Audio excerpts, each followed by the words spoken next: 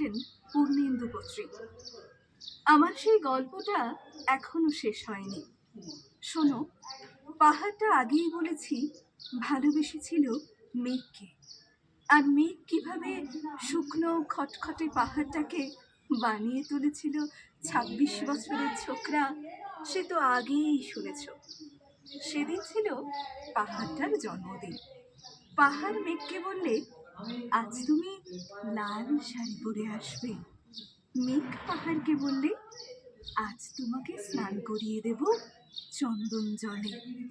ভালোবাসলে নারীরা হয়ে যায় নরম নদী, পুরুষেরা জ্বলন্ত কাঠ। সেভাবেই মেঘ ছিল পাহাড়ের আলিঙ্গনের আগুনে, পাহাড় ছিল মেঘের ঢেউ জলে। হঠাৎ আকাশ জুড়ে বেজে উঠল ঝড়ের জগজম্ভ। ঝাঁকড়া চুল উড়িয়ে ছিনতাইয়ের ভঙ্গিতে ছুটে এলো এক ঝাঁক হাওয়া। মেঘের আঁচলে টান মেরে বললে, ওঠ ছুরি, আজ তোর বিয়ে। এখনো শেষ হয়নি গল্পটা।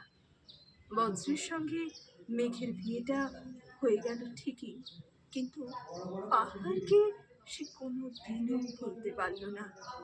বিশ্বাস না হয় তো চিরে দেখতে পারো। পাহাড়টার হাড় পাঁজর ভিতরে থই থই করছে শত ঝর্ণার জল।